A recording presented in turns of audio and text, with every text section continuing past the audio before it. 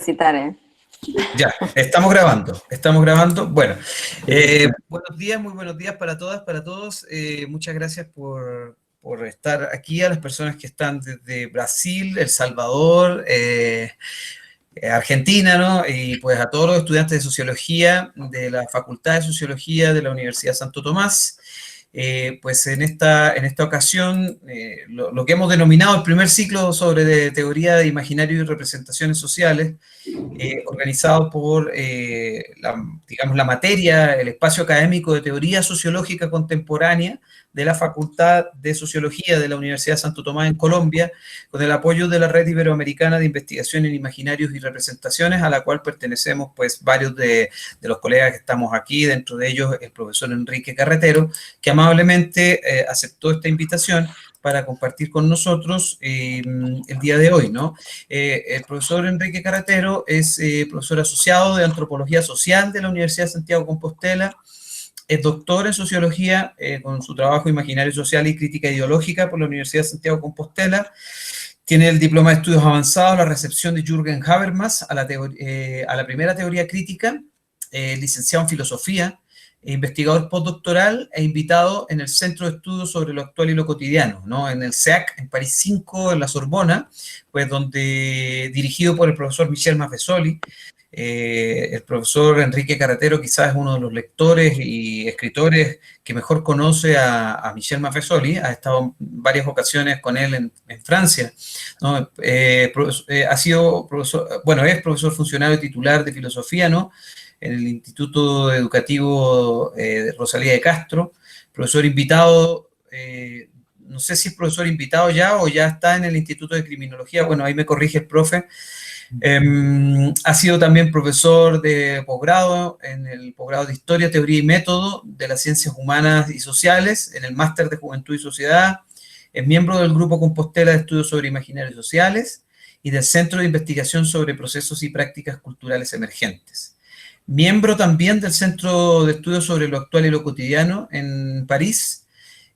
También es el coordinador para España de la Red Iberoamericana de Investigación en Imaginarios y Representaciones, y pues ha publicado un sinfín de artículos, sería imposible quizá comentarlos ahora, pero dentro de sus libros vamos a nombrar Michel Maffesoli, Un pensamiento nómada, en Bahía, Pouvoir et Imaginaire Social, de L'Harmattan, inspirado en su tesis, ¿no?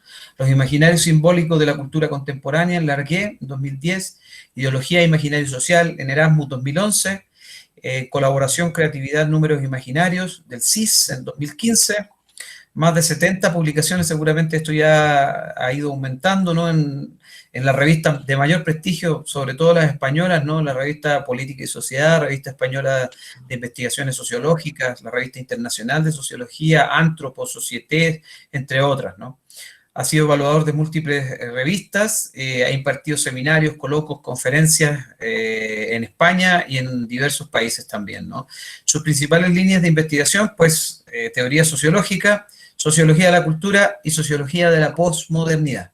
Entonces, pues, profesor Enrique, muchas gracias por acompañarnos el día de hoy. Es un honor, pues, que los estudiantes puedan tenerte como para esta actividad, puedan escuchar, digamos, la conferencia que se denomina, pues, Michel Maffesoli, Conceptos Fundamentales y su aporte a los imaginarios sociales, que es una materia que pues, digamos que estando Michel Maffesoli tan cerca del profesor Enrique, seguramente en diversas ocasiones han podido compartir.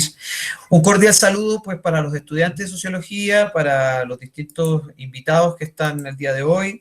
Veo que se acaba de conectar Ignacio Rifo desde Chile, entonces tenemos gente ya, pues como decía, de 6 países en este momento conectados, tenemos a un grupo bastante interesante. Así que, Enrique, tienes la palabra, buenos días, muchas gracias por acompañarnos. Bueno, nada, muchas gracias a ti, Felipe, por esta amable invitación, y aprovecho también para saludar a Ignacio, que bueno, que hacía tiempo que tampoco tenía comunicación con él desde la amable invitación que hizo, al final frustrada, ¿no? En el tribunal de su tesis, ¿no? En Barcelona. Bueno, nada, eso. Saludo.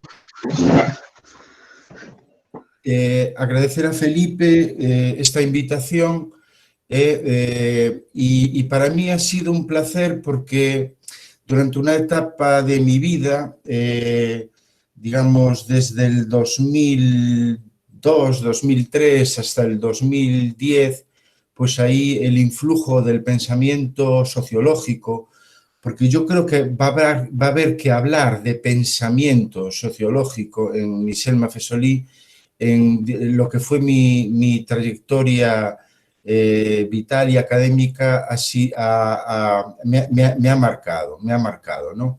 Luego, digamos que los avatares de la vida dirigen a uno por otros caminos, pero siempre ha estado muy presente el pensamiento de Maffesoli. Y entonces, para mí, entonces, es un placer volver a retomar las claves de su pensamiento y además poder transmitirlas a, digamos, a personas que en principio están un poco al margen de estas claves, ¿no? Mi exposición, dado que tenemos un reducido espacio de tiempo, se va a concentrar en tres aspectos. Es difícil, es muy difícil concentrar todo el periplo intelectual de Michel Maffesoli en escasamente una hora.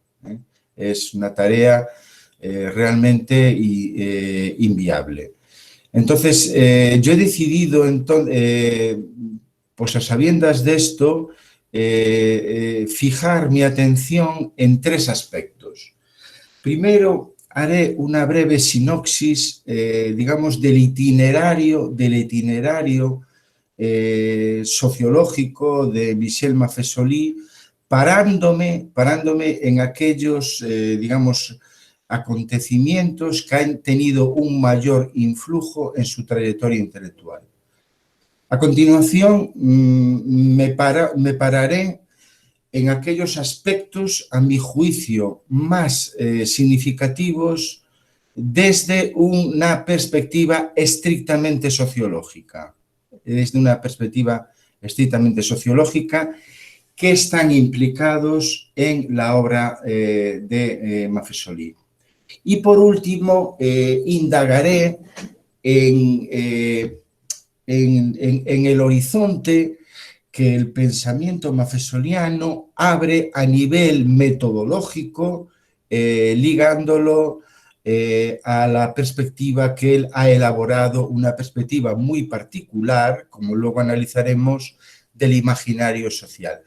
Entonces, mi exposición triangulará sobre esos tres aspectos. Insisto, primero, una breve sinopsis de su periplo intelectual con los influjos más decisivos en su obra. Segundo, tocar aquellos contenidos específicamente sociológicos que más nos interesan, más originales, por otra parte, en la obra de Maffesoli. Y por último, abordar las dimensiones metodológicas implicadas en el imaginario social tal y como él lo concibe. Bien, habría que comenzar entonces diciendo que Michel Maffesoli no es un sociólogo al uso. Si entendemos, digamos, por sociólogo, pues un individuo que intenta protagonizar un estudio científico en base a unos códigos marcados por una rigidez cientifista de cualquier hecho social. Maffesoli se mueve, digamos, en el terreno en donde confluyen, por una parte, la filosofía y, por otra parte, la antropología y la sociología. Ese es su terreno. De hecho, en su propia formación, digamos, a nivel, hoy llamaríamos de grado, ¿no?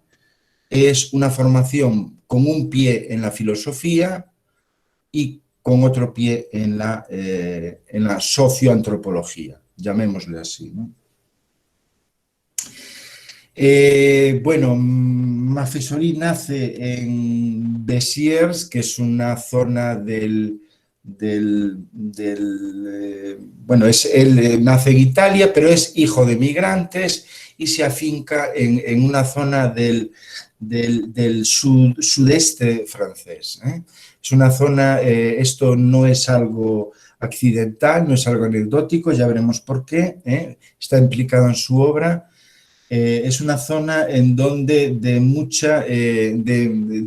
mucha confluencia de gente procedente de diferentes latitudes, en ese momento, pues en el contexto de los años 30, ¿no? Del ya pasado siglo, entonces en busca de trabajo, entonces se reúne allí mucha gente, él procede de Italia y esto a él siempre ha entendido que le ha servido un poco para ser amamantado desde su niñez en una visión en donde confluyen diferentes perspectivas y lecturas de la realidad social en una suerte de miscelánea muy interesante, en donde se mezclan una heterogeneidad de visiones muy singulares y particulares de diferentes culturas, ¿no? Mafesolí estudia en Grenoble y toma contacto con una figura decisiva a lo largo de su andadura intelectual. Y esta figura decisiva es Gilbert Durand. Durand, sabemos que en el año 62 publica una obra que será decisiva en el panorama de las ciencias humanas y sociales a nivel mundial, y que es Las estructuras antropológicas de lo imaginario.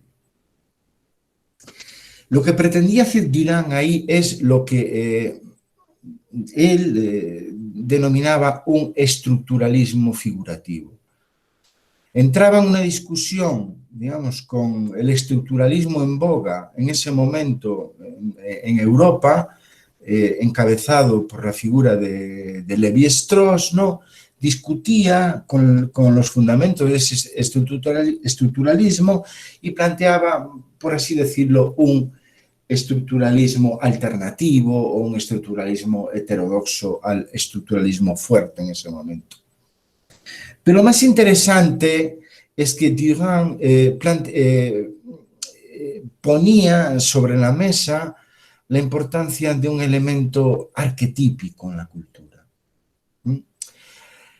La idea ya estaba en Carl Gustav Jung, cuando él, digamos, en una revisión del psicoanálisis, había sugerido ir más a fondo de donde había llegado Freud, ¿no? Y plantear la existencia de un inconsciente colectivo. Y el trayecto seguido en ese momento, en este revisionismo freudiano, le conducía a la noción de arquetipo, que para entendernos es unas constantes, digamos, intemporales, ¿no? Que se repiten históricamente, pero que están ahí como un fondo común, que estaría operando subyacentemente en todas las culturas. Por tanto, la noción de arquetipo apunta a un elemento de universalidad, aunque luego adopte, en efecto, un rostro particular, un rostro singular, pero esa noción, la que la define es ese carácter, digamos, de constante universal. Esta idea va a influenciar mucho a Michel Mafesolí, la idea de entender la sociedad en función de los arquetipos subyacentes que están implicados, aunque no se vean, porque el arquetipo es algo que funda, algo que sostiene, ¿no?, a una sociedad sin ser algo observable, sin ser algo sistematizable, sin ser algo empírico, pero que sin embargo estaría ahí como un mito fundante, esta es la palabra yo creo que más cercana a lo que pretende Durand, un mito fundante en un determinado modelo social, ¿no? Eso, por una parte, va a tener una influencia muy decisiva en la obra de Maffesoli, la noción de arquetipo, y a la vez la lectura tan original que hace Durand, ¿no?, del itinerario seguido en Occidente por las ciencias sociales, de las ciencias humanas y sociales. Durand pretende romper, por utilizar el lenguaje de Michel Foucault, ¿no?, con la episteme, es decir, con las condiciones de posibilidad, ¿no?, que establecen lo que es una ciencia,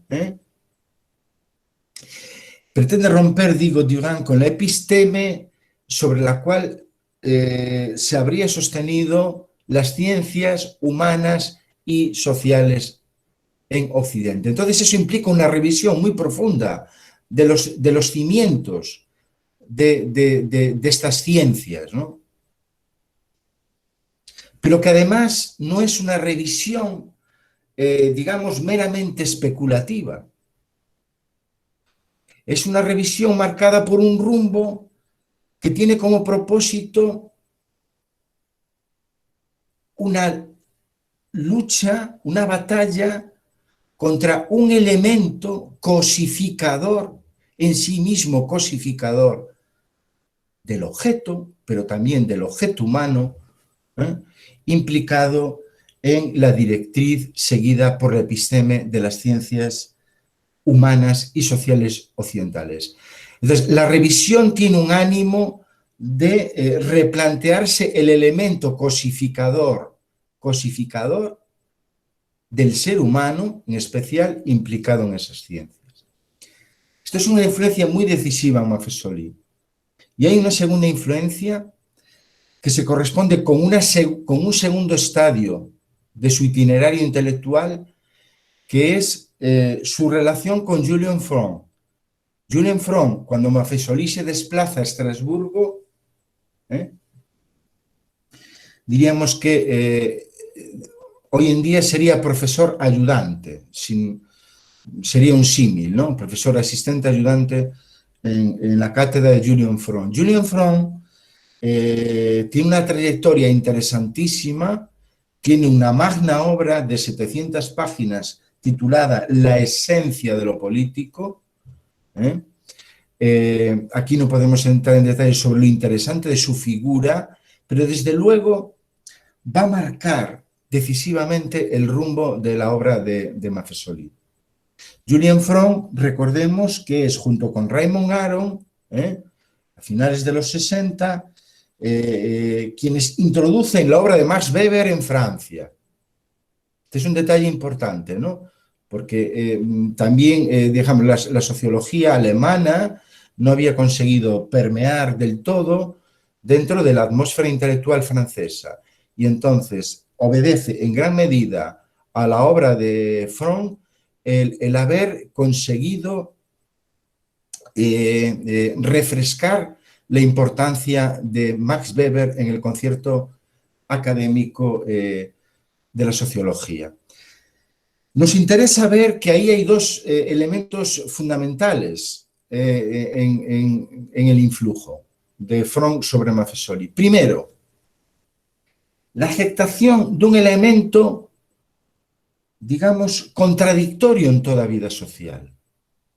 La asunción de que el hecho social lleva en sí mismo un elemento de contradicción y la imposibilidad de resolución de toda la contradicción.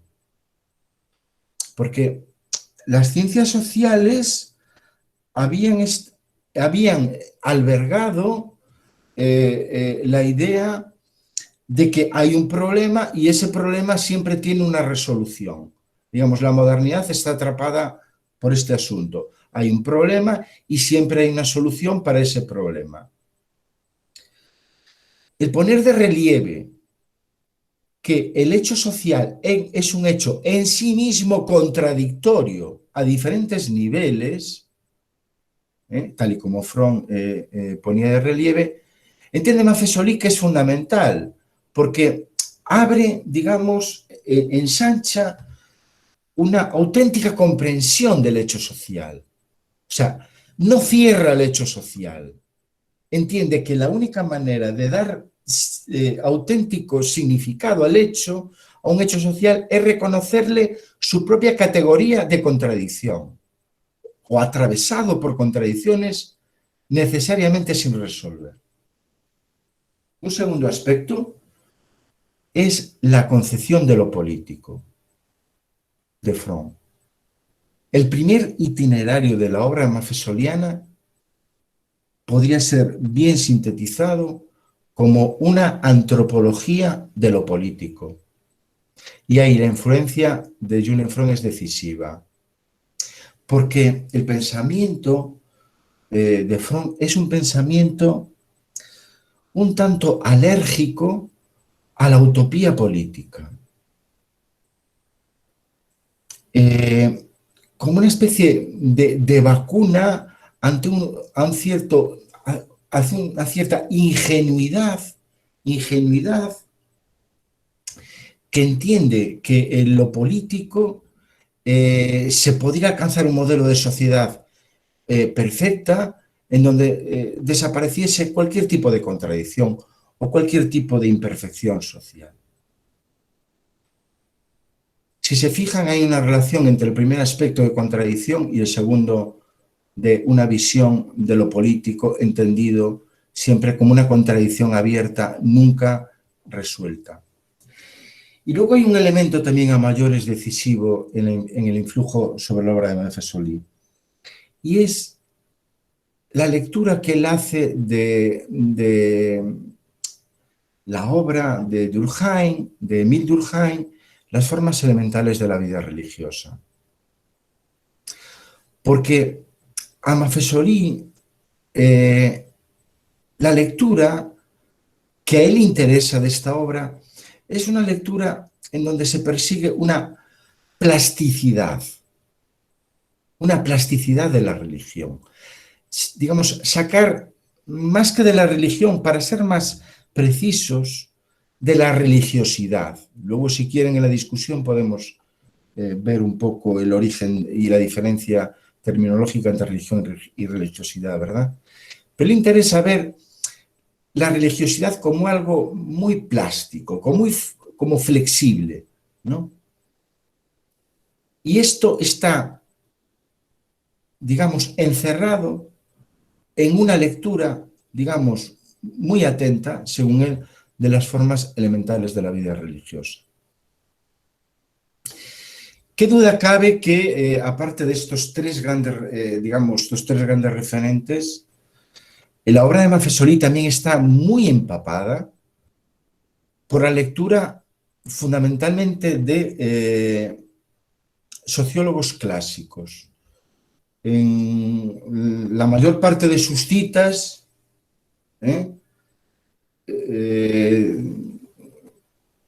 son recurrentes a sociólogos clásicos, más que sociólogos actuales. Entonces hay Weber, Durkheim, ¿no? Todos sabemos. Y además sociólogos, digamos, europeos, o sea, con muy poquito influjo, exceptuando, por ejemplo, figuras como Goffman, que sí, ¿no? Un poquito influjo de la sociología anglosajona, ¿no? Digamos, una sociología, digamos, muy latina, el universo maffesoliano es ese territorio cultural de, digamos, latino, mediterráneo, ¿no? Latinoamericano, pero ahí con muy poco influjo, insisto, del universo sociológico anglosajón. Hay unas citas de autores clásicos, pero en especial hay una recuperación, por ejemplo, de figuras como Vilfredo Pareto, a su juicio maltratado por la, digamos, por la lectura, digamos, oficial, en la historia de la sociología, pero sobre todo George Simmel. Simmel será un influjo fundamental en el pensamiento de Maffesoli. Todos sabemos el itinerario biográfico de Simmel, sabemos las dificultades que tuvo pese a ser su mentor Max Weber, de que solamente y alejándose de su amado Berlín, ¿no? Tuvo que afincarse finalmente en Estrasburgo con una plaza fija de profesor con 59 años. No admitían su sociología, aún bajo el respaldo de Weber. Porque Simmel, que lo que pretendía era introducir lo cotidiano como centro neurálgico de la sociología. Pero además lo cotidiano entendido como aquellas minúsculas prácticas que son aparentemente desapercibidas, ¿no? Pero que sin embargo para él tienen un elemento decisivo en la dinámica social, ¿no? Se puede hacer sociología, como él hacía, de una puerta. De una puerta. Se puede hacer sociología de la coquetería. Se puede hacer sociología de la moda, como él pretendía. Se puede hacer sociología de la aventura. Como ustedes comprenderán, son temáticas que hasta ese momento no habían tenido cabida dentro de las ciencias sociales. Y, digamos, las dificultades de Simmel obedecen fundamentalmente a que él pretendía introducir un aire de frescura en la sociología al introducir esos nuevos temas. Sacar a la sociología, y aquí este timón va a ser recuperado por Michel Maffesoli, sacar a las ciencias sociales de un cierto acartonamiento, en una rigidez epistemológica, en una rigidez metodológica, ¿no? Entonces, ese aire de frescura que en realidad procede de la obra simmeliana. Las primeras obras de Maffesoli,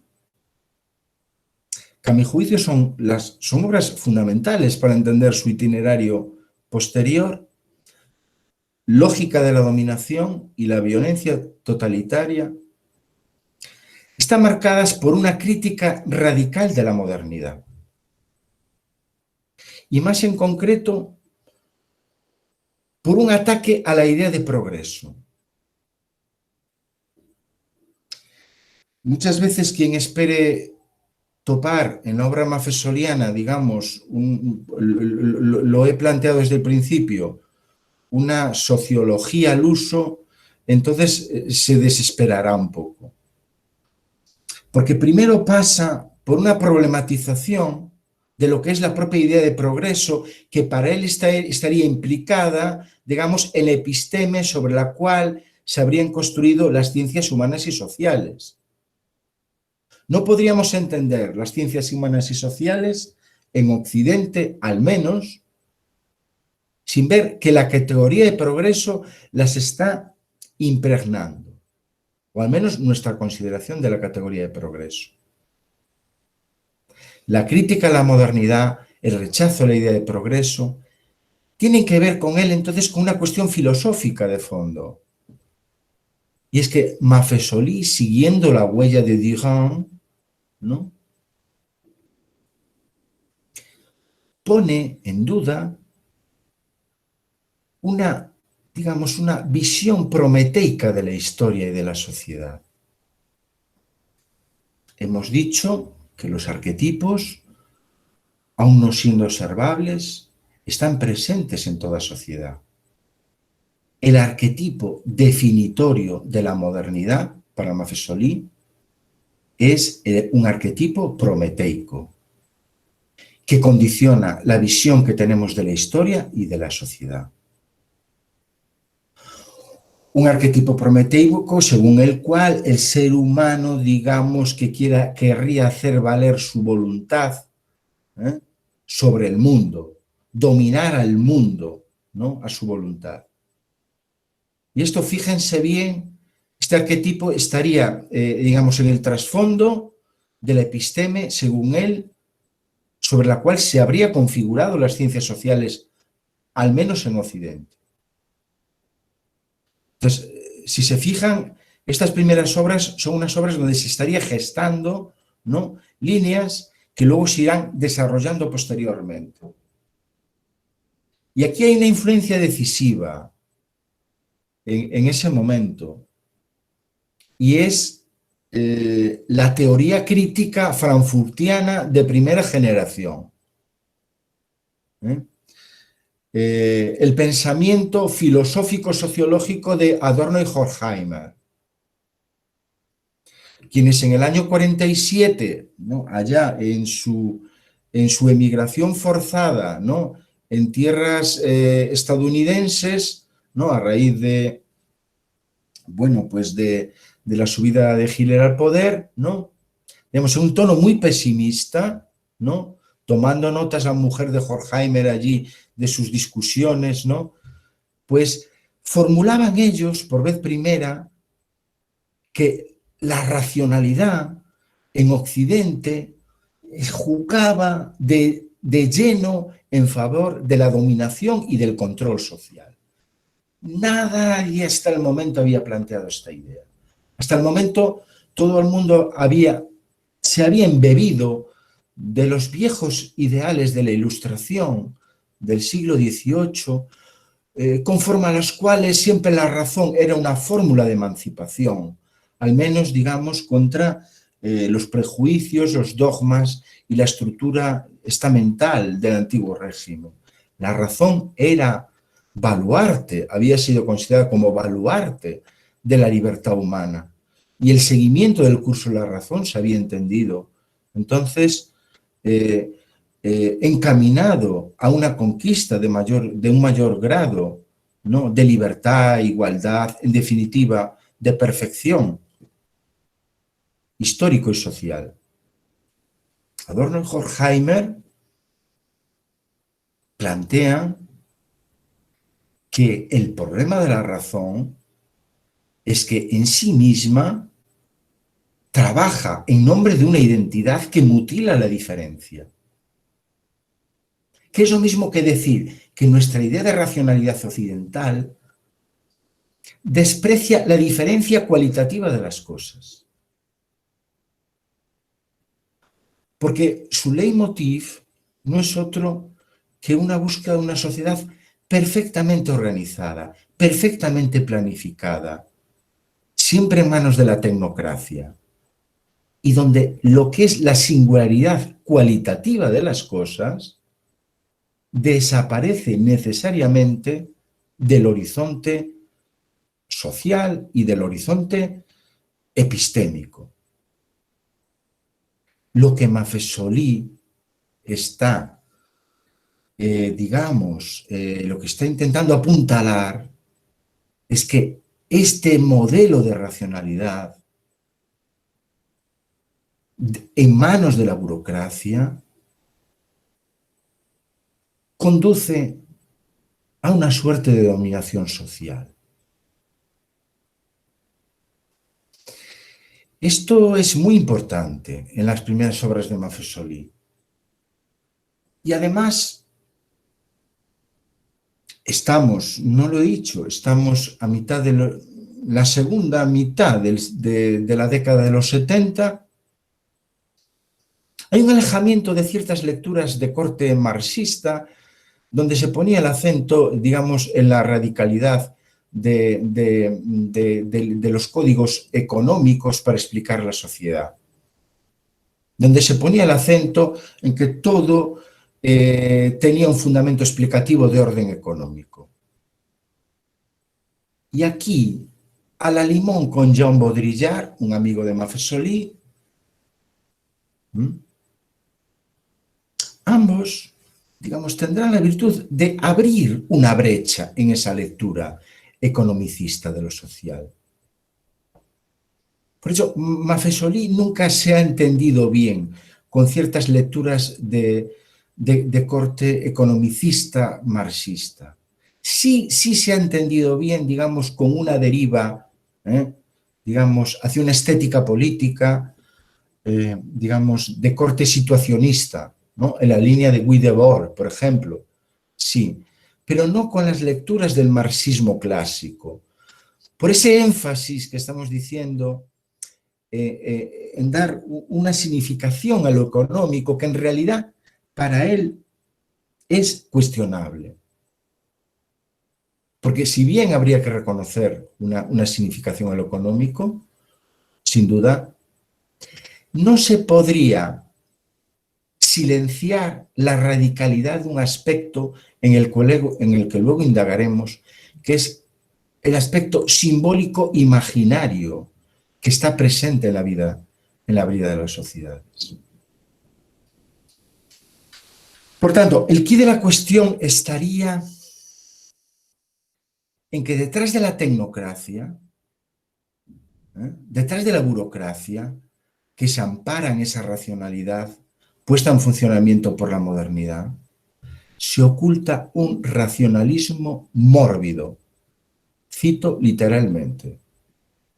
Un racionalismo incapaz que está contaminando las ciencias sociales y que estaría incapacitado para captar los marcos de sentido en donde se están inscribiendo, digamos, las líneas existenciales de los actores sociales. Esas líneas existenciales solamente son captables a través de marcos de sentido. Fíjense que está apareciendo la idea ya del imaginario social, ¿no?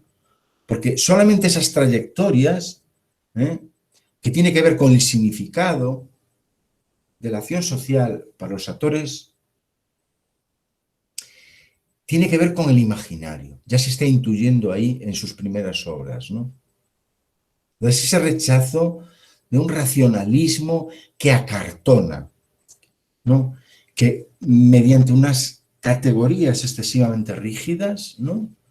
Intenta encorsetar, digamos, encorsetar una realidad social en sí misma imposible de encorsetar. Ya veremos el alcance también de esta idea un poco más adelante. Como respuesta a este racionalismo mórbido, Maffesoli plantea una sociología de lo sensible, donde se pone en primer plano no un acento en las macroestructuras, digamos, por ejemplo, el estructural funcionalismo de Parsons, por ejemplo, ¿no? De macroestructuras, sino que la atención para entender auténticamente la vida social es en el magma cotidiano, en las minúsculas prácticas aparentemente banales, anodinas, y en el elemento sensible, de sensibilidad, que es imposible de captar desde ese racionalismo. Maffesoli con esto inaugura una línea en la sociología, una línea que podríamos bautizar como sociología de lo cotidiano. Y que algún amigo catalogó a tenor de lo que acabo de aclarar hace un momento, no como una sociología erótica, y que otro amigo catalogó como una sociología impresionista, a tenor de lo que estamos hablando. Por ese distanciamiento, digamos, con un racionalismo mórbido. Y en donde insistimos, lo banal, lo anodino, pasan a tener una fuente de significación. Pero no solo eso. Lo más interesante es que Maffesoli plantea a finales de los 70 en que debemos de prestar atención a lo cotidiano, no por lo que estamos diciendo, que en sí ya le concede un gran valor, no, sino porque él entiende que en lo cotidiano se alberga un espacio de resistencia oculta, opaca, frente a los poderes instituidos. Esta es una tesis que había rondado Michel de Certeau, digamos, al unísono en esa época, ¿verdad? Y es ver que la vida cotidiana tiene ahí un elemento que no puede ser captada, digamos, por un aparato institucional, ¿no? Bien sea una sociología al servicio de los intereses que sea, ¿no? Una gestión política al servicio de los intereses que sea, ¿no? Un periodismo que intenta extraer ahí de ella, pero siempre quedará ahí una resistencia opaca, ¿no? Digamos, un secreto en la vida social, ¿no? Difícilmente captable desde las lógicas de poder procedentes de las instituciones. Lo cotidiano entonces se baraja para Maffesoli como un espacio en donde protegerse en el secreto de las instituciones. Los trabajos posteriores en torno al nomadismo, metáfora del nomadismo, los seres humanos nómadas que no tienen asiento, sobre la orgía, ¿no? Una sociología de la orgía, recordarán ustedes, ¿no? Donde, digamos, ahí como réplica al Prometeo arquetípico de la modernidad, ¿no? Están haciendo un nuevo arquetipo, según él, que sería Dionisos, ¿no? Estas figuras, nomadismo, orgía, fíjense que son figuras que se presentan como una alteridad en respecto al racionalismo mórbido. Son siempre la otra cara del racionalismo, ¿no? Los fenómenos orgiásticos, los fenómenos nómadas, ¿no? 2 libros con este título, ¿no? Son siempre el en vez de la modernidad. Y que, sin embargo, ahora para él empezarían a adquirir una efervescencia en la sociedad. Habría algo reprimido por la modernidad, por el mito prometeico, donde la modernidad se fundara, y que parecería retornar ahora sin que, por otra parte, los observadores sociales no supieran captarlo a su juicio con toda la agudeza que eso requeriría. Y es que en esa alteridad, para él, se estaría mostrando la autenticidad de la sociedad. La alteridad tendría que ver con un equilibrio, digámoslo así, homeostático, como una organicidad de fondo que opera en todas las sociedades. Es una sociedad que concede un peso en exceso a lo racional, lo que provocaría sería, como réplica, ¿no? Un desenfreno de una alteridad al respecto de lo racional, ¿no? Porque aquí se barajan también 2 cuestiones importantes, ¿no? Y es la de lo instituyente y la de lo instituido. Instituyente es aquello que genera, que crea nuevo en la sociedad. Y eso solamente puede proceder precisamente de la alteridad, nunca de la racionalidad. La creatividad, la originalidad, siempre tiene que ver con esa demanda de las sociedades, con esa demanda vital, ¿no? Que lo instituido acartona, que lo instituido bloquea, ¿no?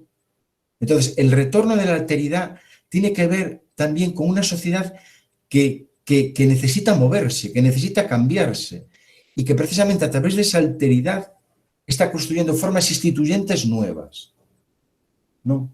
que son el reflejo de una energía vital, de una potencia vital, de una creatividad de la sociedad, ¿no? Que sin embargo ha sido, digamos, esclerotizada por las estructuras instituidas. En los contenidos, digamos, que aquí nos interesan, aunque ya lo hemos tocado un poquito hasta el momento, yo diríamos que la centralidad de la vida cotidiana es esencial en Montessori. La influencia de Simmel, se ha dicho, es decisiva. Ese aspecto, digamos, y lo que pretende captar Montessori con Simmel es ese aspecto rutilante y movedizo de la acción social. O sea, de que la acción social nunca es algo estático, siempre se está moviendo. Y que además la tarea de la sociología es pillar el objeto, dice él, en su status nascendi, ¿no? Cuando se está naciendo, en ese movimiento donde está surgiendo.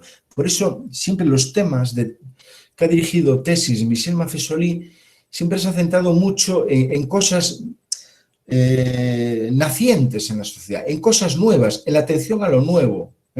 ¿Por qué? Porque en esa atención a lo nuevo se estaría expresando esa alteridad instituyente, ¿no?, de lo social, eso que está moviendo, que hace moverse a la sociedad, ¿no? Y qué duda cabe además que hay una implicación, una toma de posición con un tipo de sociología que es la sociología comprensiva, ¿no? Todos y todas sabemos que esto procede de, bueno, pues de Alfred Schut, tiene, digamos, un eslabón intermedio en la obra de Peter Berger y Thomas Luhmann, ¿no? Pero a Montessori le interesa eso, el significado de la acción social, el significado para los autores implicados. Y esa posición que viene de Husserl, de la fenomenología de Husserl, y que luego estos autores que he mencionado aplican a la sociología, procedente de la filosofía, es lo que le interesa a Montessori. Una sociología comprensiva, no explicativa. Recordéis la diferencia entre explicación y comprensión que Dilthey ya planteó en su momento. O sea, la sociología tiene una tarea hermenéutica, ¿no?, de interpretación del significado de la acción social. Esto también está Weber ahí, ¿no? Comprender esa acción social para aquellos implicados en ella.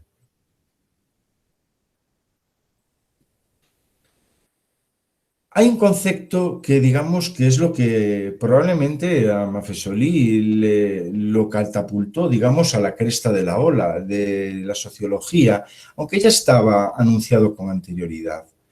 Y es un poco la noción de neotribalismo planteada en el año 88. Parémonos un poco en esta noción. Aquí se está planteando que hay una idea de socialidad, de fondo, fundamental en la sociedad.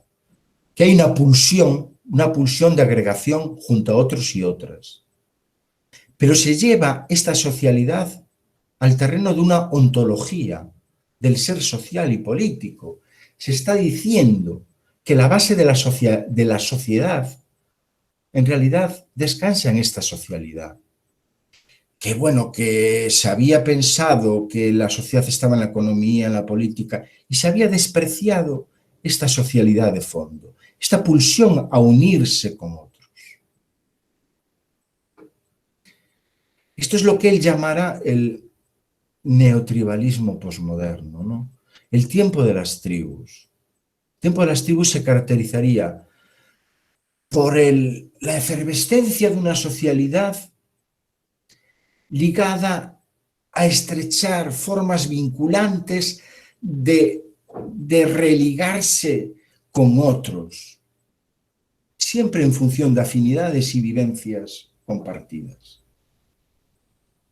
Entonces, lo que caracteriza el tiempo posmoderno, según él, sería la emergencia de estas formas vinculantes, en donde la socialidad pasa a un primer plano. Porque el tribalismo, como metáfora también, no es otra cosa que una necesidad de acoger lo que en francés llaman un être ensemble, una necesidad de estar juntos. Y en las sociedades posmodernas, él utiliza este término, las formas de agrupación, de constitución de vínculos, ya no pasan por el viejo contrato social, que es un contrato político, marcado por lo político, Rousseau, ¿no? Desde la Ilustración. Sino que ahora lo relevante van a ser unas formas vinculantes en donde la socialidad más proxémica, más cercana, van a ser lo decisivo. ¿No? En realidad, el neotribalismo lo que estaría poniendo al desnudo, y ya entramos, digamos, en el tema del imaginario de una manera más precisa, es que la importancia del imaginario para él como signo de reconocimiento identitario de un grupo. En realidad el neotribalismo viene a decirnos que lo que caracteriza a nuestras sociedades es una efervescencia de microcomunidades de diferente índole, deportivas, musicales, religiosas y un sinfín, ¿no?, de ellas. Lo hemos visto ligado a una saturación. Saturación quiere decir llegado a un punto de no dar más del contrato político. En ellas el imaginario juega un papel decisivo a ese nivel. ¿Pero qué entiende Michel Maffesoli por imaginario? Maffesoli entiende por imaginario, siguiendo la estela de Diron, un elemento mítico, simbólico, que, como hemos puesto de manifiesto, había sido, si no desterrado, orillado por la modernidad, ¿no?, en aras de esa entronización de la racionalidad. Pero, sin embargo, ese mito y ese simbolismo seguirían operando en la vida social. Y es más, en las sociedades actuales, como réplica a ese racionalismo mórbido, afloraría, digamos, un rebrote de ese elemento mítico, simbólico de las sociedades, ¿no?, arrinconado, digamos, por esa racionalización de la existencia, ¿no?, en los términos de Max Weber, ¿no?, generada por la modernidad. O sea, hay, digamos, una réplica a la modernidad. La modernidad pretendía haber acabado con el mito, con el símbolo, ¿no?, con la religión, ¿no?, y sin embargo, según él, hay un retorno de eso. Esto tiene que ver, además, con dos conceptos decisivos, que es la idea de potencia y la idea de poder.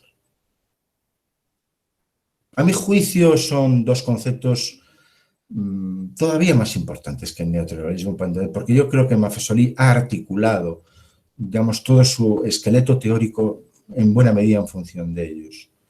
Y es que, según él, las sociedades se mueven en una dialéctica entre la potencia y el poder. ¿Qué es la potencia?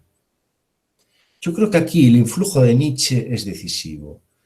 Y es que en todas las sociedades hay un querer vivir, un espontáneo para él querer, una voluntad de vida. Pero una voluntad de vida que es, digamos, anulada por una mortífera, dice él, planificación racional de la experiencia. Nuevamente es la dialéctica entre lo instituyente y lo instituido. Esa potencia se manejaría en una centralidad subterránea, es decir, que no sería tampoco observable, visualizable, pero que estaría en el trasfondo de toda sociedad. Una sociedad será más viva en tanto esa potencia logre mantenerse y no sea adocenada, según él, digamos, por los poderes instituidos, ¿no? Yo creo que ese es un motivo por el cual Michel ha siempre tenido tanto interés, digamos, por los países latinoamericanos, ¿no? Donde entiende que todavía sigue más viva, menos acartonada, esa potencia ínsita, ¿no?, en la vida social, que todavía esa mortífera planificación racional, y ahí el coronavirus trabaja, como ustedes comprenderán, todavía para apuntalar más esa dimensión racional planificadora de la existencia, ¿no? Y es que entonces esa potencia es algo, dice él, subterráneo, algo que funciona en una capa freática, ¿no?, de las sociedades, y que difícilmente es controlada por el Estado o por cualquier órgano institucional. Como veo que tampoco andamos demasiado bien de tiempo, voy a intentar centrarme ahora en el aspecto metodológico que tiene que ver con el imaginario. Si luego nos queda algo más de tiempo, pues profundizo más en alguna idea que tenía aquí anotada, pero que, digamos, por los límites del tiempo me temo que no podré desarrollar todo lo que querría. Bien, el aspecto metodológico, bien, a ver, digamos, primero, en la posición maffesoniana hay un rechazo al cientificismo, una visión excesivamente cientifista, ¿no?, marcada, digamos, por un patrón metodológico al uso, hipotético, deductivo, digamos, esos paradigmas fuertes, ¿no?, en las ciencias sociales. Y ya no digo al positivismo, ¿no?, al culto al dato, ¿no?, o sea, de que la realidad social es aquello que es observable, medible y registrable. Por tanto, él apuesta más que por el término ciencia, por el término conocimiento, que sí, con el término conocimiento todavía está comprometido un saber con la realidad social, pero que se desmarca un tanto, ¿no?, de un canon cientifista al uso. Esto tiene que ver con una posición, en el fondo nietzscheana, de que la ciencia difícilmente puede desvelar las ecuaciones reales de la vida. Entonces, hay una contraposición entre conocimiento y ciencia. Pero fíjense, tampoco la posición de Maffesoli es optar por un enfoque, digamos, irracionalista, ¿no? Venga, cargarse la ciencia y ya está. No, en modo alguno. Yo creo que su apuesta va por una racionalidad que se sepa abrir, ¿no?, al elemento vital con el cual está comprometido en su estudio, que no es una molécula, ni es un elemento, digamos, que no es un objeto en sí mismo, ¿no? Entonces, de ahí su apuesta de la mano de un pensador español, Ortega y Gasset, ¿no?, al cual él tiene un considerable aprecio intelectual, una propuesta de una razón vital, Por tanto, que quede claro que no hay una posición irracionalista, sino que hay una necesidad de una reconstrucción, y para eso él ha escrito un libro, Elogio de la razón sensible, ¿no?, en donde la razón se abra a ese elemento vital. Primer aspecto. Segundo aspecto, hay una apuesta también radical por las metodologías cualitativas, ¿no? Si uno observa los trabajos llevados a cabo en el SEAC, prácticamente todos tienen una posición cualitativista en torno a este asunto. Cuando metodologías, lo que es, bueno, observación participante, entrevistas, porque se insiste mucho digamos, en que el objeto social debe ser tratado como un objeto fractal. O sea, si uno repasa ese tipo de tesis, ¿no? Trabajos de fin de grado, etcétera, es atacar el objeto desde diferentes ángulos, ¿no? Por una parte, por ejemplo, estoy pensando en trabajos sobre, cuando a principios de siglo empezaba el tema de las nuevas tecnologías, ¿no? Y todo este asunto, ¿no? Siempre insisto, temas pillados en su nacimiento, ¿no? En lo que tiene de novedoso, ¿no? Entonces, siempre es entrevistas, consultas de diferentes vertientes a nivel de internet, trabajo de campo, pero siempre con una apuesta hacia lo cualitativo. Y una apuesta hacia lo cualitativo en donde, además, hay una toma de posición en donde Maffesoli insiste en esto. Lo que se trata es dejar hablar al objeto. Es decir, no venir con un arsenal categorial a priórico, ¿no? Que trae uno en su mochila y sobreimponerlo al objeto. No. Eso sería, según él, digamos, se estaría depauperando, ¿no? Lo que es el propio conocimiento, ¿no? Entonces, dejar hablar al objeto implica, como decía, ¿no? Desprenderse de un arsenal categorial que en ocasiones se tiene, digamos, de partida, ¿no? Incluso a modo de prejuicio para atacar ese objeto, ¿no? Siempre ligado, como hemos ya apuntado, a una sociología comprensiva, ¿no? Cualitativismo, sociología comprensiva, pues siempre han estado emparentados, ¿no? Porque se trata siempre del significado de la acción social, ¿no? Una hermenéutica de ese significado, ¿no? Una hermenéutica que, ya lo he dicho antes, pero lo reitero, no se trata de buscar leyes universales y generales en la acción social, ¿no? Sino de sacar a la luz, ¿no? el significado implicado siempre para unos determinados actores sociales, ¿no? que están enredados en la vida cotidiana. Es una hermenéutica que saca a la luz ese significado, pero una hermenéutica de lo concreto, una hermenéutica vinculada a la vida cotidiana, ¿no? Vamos avanzando un poco más, digamos, en las directrices, aunque tampoco sería justo hablar de directrices metodológicas, ¿no?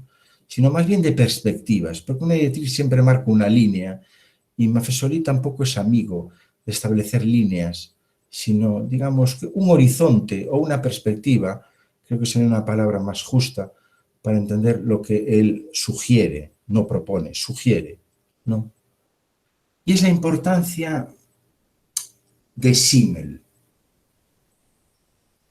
Hemos visto que Simmel ha sido maltratado y mal leído, ¿no? Según él y otros y otras.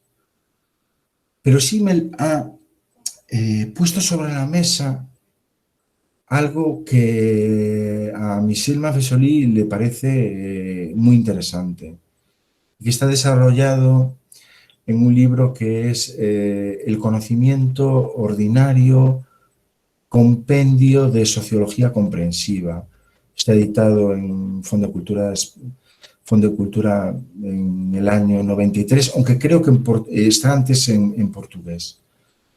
Y es la idea de formismo, Porque Simmel había distinguido entre forma y contenido, ¿no? Cuando elaboró su arquitectura conceptual, ¿no? Para analizar las sociedades contemporáneas, ¿no?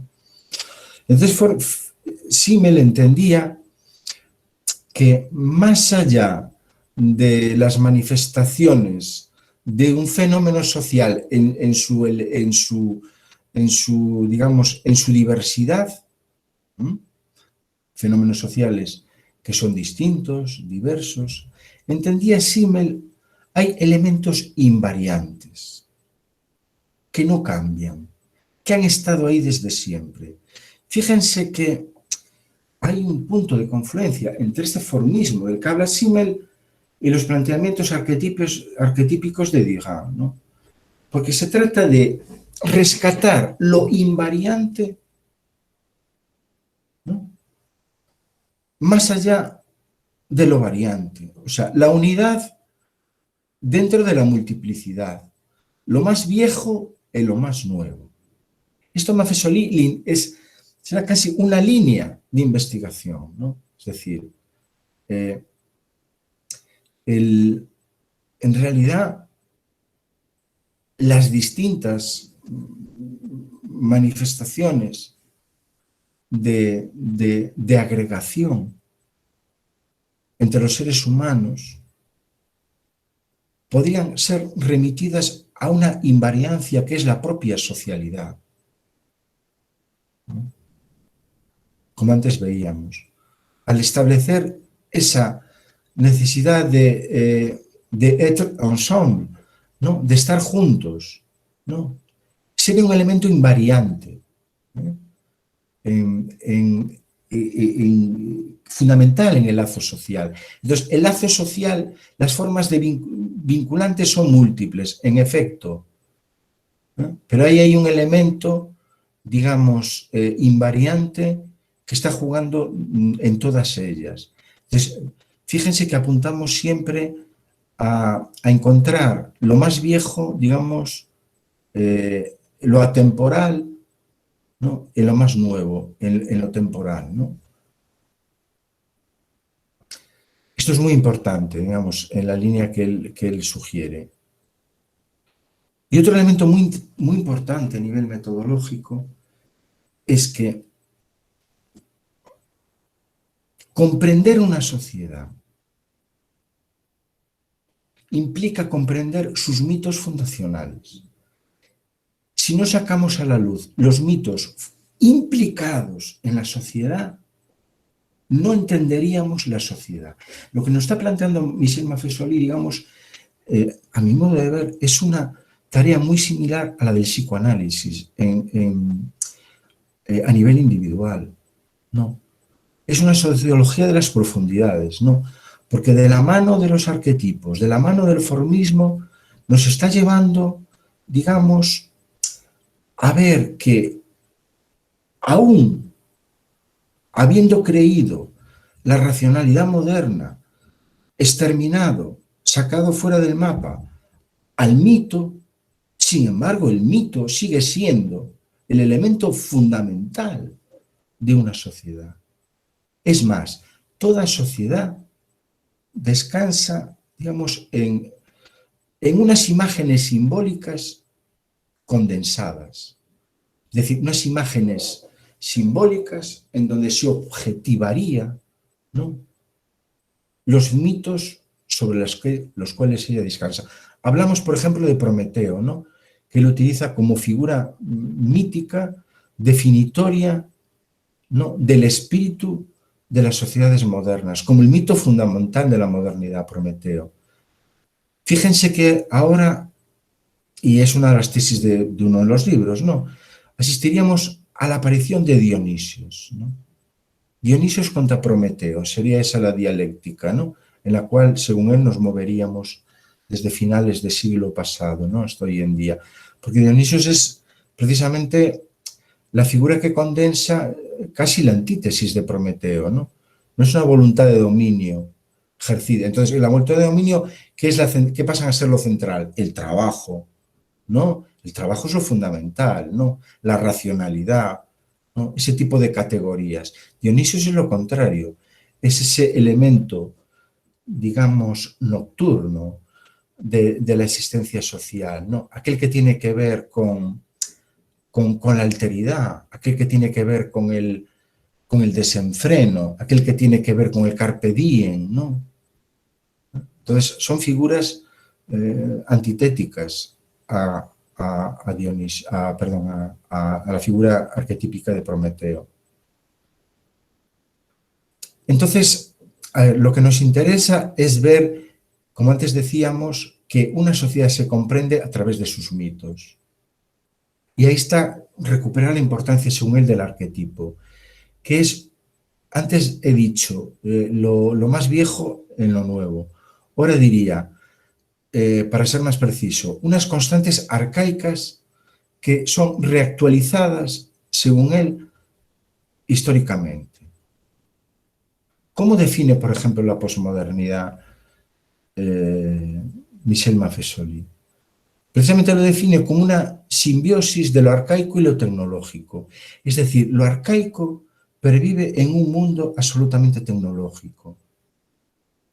Él insiste, no como una linealidad, ¿no? La historia no es algo lineal, es lo contrario de lo que estamos hablando, ¿no?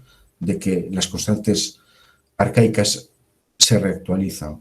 Tampoco una espiral, dice él, como pensaba Nietzsche, o perdón, un círculo, como pensaba Nietzsche, sino una espiral. ¿En qué sentido? Que sí que lo arcaico sigue siendo lo esencial, ¿no? Aunque luego se objetive, se materialice en un universo tecnológico. Por ejemplo, el tema de la socialidad. Esa persistencia, ¿no?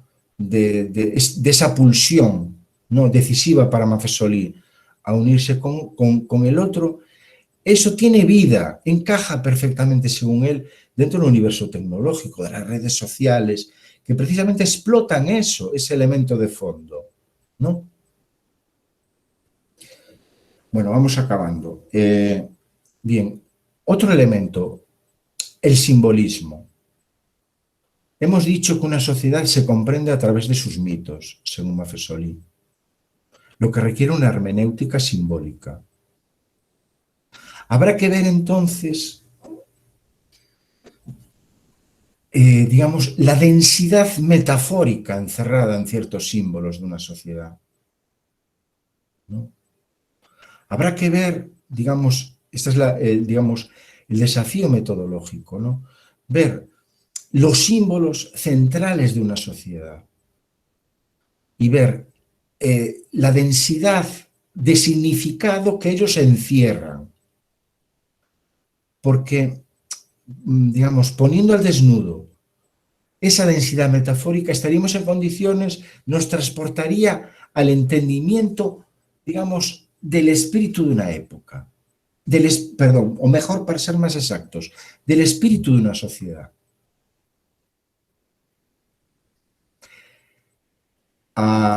Digamos, a la par que el simbolismo, entonces juega un papel decisivo la metáfora. ¿Por qué? Maffesoli es muy amigo además de las metáforas, ¿no? Además como herramientas pedagógicas, ¿no? Porque la metáfora sería la vía de acceso al simbolismo, ¿no? Sería, para ser más exactos, sería el recurso mediante el cual, a través de lo simbólico, nosotros tendríamos acceso a los mitos fundamentales que estarían operando en una sociedad. Y esto, ya para concluir, tiene que ver entonces con un elemento analógico, otra palabra que también gusta de emplear Maffesoli, implicado en la metáfora. Porque se trata de extraer nuevamente lo común más allá de la particularidad de los distintos fenómenos sociales. Si bien, en principio, según él, lo que caracteriza a la fenomenología social es la particularidad, la singularidad, la diversidad, el reto sería ir en camino contrario, sino reconducir la diversidad a lo análogo, a lo similar, a lo que hay de común entre diferentes fenómenos sociales. Por ejemplo, ¿qué hay de común en una reunión, en una apoteosis deportiva, en un club de fans, de quien sea, en unas reuniones de estas religiosas, filosóficas? Aparentemente no hay nada. Pero sin embargo, para él sí, fíjense, estaría ahí esa socialidad de fondo, de base, que sería la que estaría forjando y catapultando todos esos fenómenos que digamos, en primera instancia diversos, pero que desde una lectura de una sociología de las profundidades encontraríamos una analogía de fondo. Por tanto, la tarea sería ir de lo concreto a lo universal, que trascendería un poco esta particularidad cultural. Bueno, tenía más cosas, pero bueno, por problemas de tiempo yo creo que conviene dejarlo aquí. Si tal en el debate podemos profundizar en más, ¿no? Gracias, Enrique. Pues, Nada, muchas gracias por vuestra atención. no, gracias, Enrique, por tu tiempo, por tu excelente presentación, por hacernos ese recorrido de base de dónde procede la sociología de Maffesoli, ¿no? Pues a veces uno se pierde esas partes, ¿no? De cómo se gesta, digamos, un pensamiento, cómo se gesta una línea de pensamiento, y eso está muy apasionante de conocer, ¿no? De descubrir detalles, ¿no? El detalle de los encuentros de Maffesoli, de sus recorridos vivenciales que lo llevaron también a inspirarse en su sociología, en su pensamiento, digamos, ¿no? Y en toda esta línea, digamos, de sociología de la comprensión, como bien tú nos marcabas, ¿no? Esta sociología sensible, ¿no? Esta sociología que nos conecta con un lado de la realidad que a veces, pues, el frenetismo y las competitividades y el neoliberalismo no nos deja ver a veces, ¿no? Perdemos de vista pues esas pequeñas esas pequeñas pero grandes interacciones que constituyen pues el hecho de sentir, de hacernos sentir vivos, ¿no? Como decías por ahí, esa potencia, ¿no? Ese querer vivir, esa voluntad de vida anulada, ¿no? Por esa planificación racional.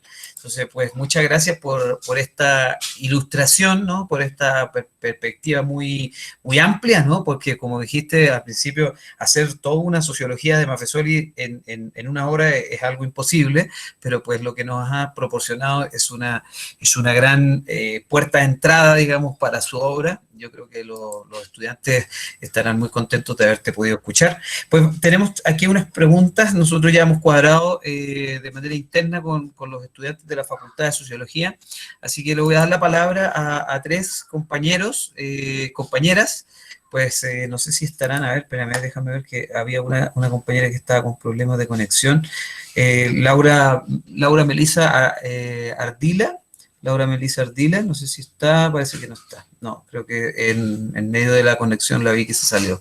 Luisa Fernanda Barrera y Andrés Felipe, ¿están?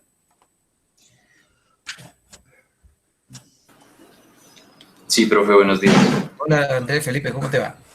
Bien, profe, ¿cómo está? Buenos días a todos y todas.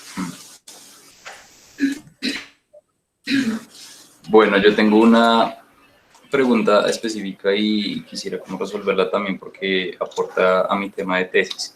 Y es, pues, ¿cuál es la diferencia entre imaginario social y representación social? En tanto, pues quisiera saber si alguna está contrapuesta a la otra o si, en el caso de que el imaginario y la representación social están como inscritos ambos en el universo de lo simbólico y ambos pretenden acercarse pues a lo cotidiano, más desde un orden de lo subjetivo, pues quisiera entender en qué se diferencian específicamente. Ya, Luis, vamos a reunir un par de preguntas. Luisa Fernanda Barrera, no sé si estás por ahí. Sí, ¿no?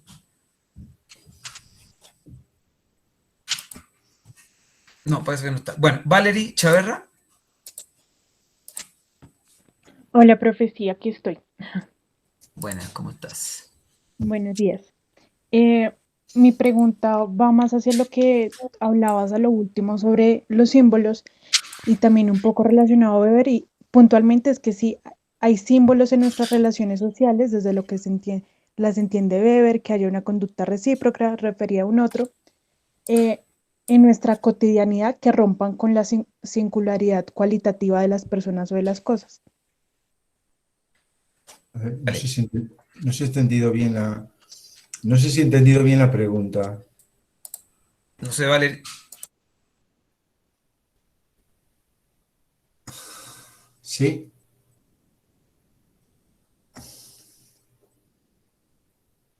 ¿Sí?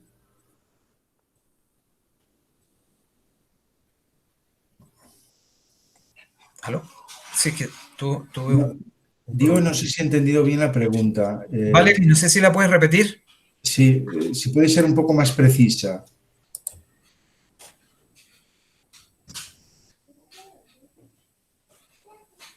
¿Se me escucha? Sí, sí, Sí. sí. Profe, ¿qué me decías?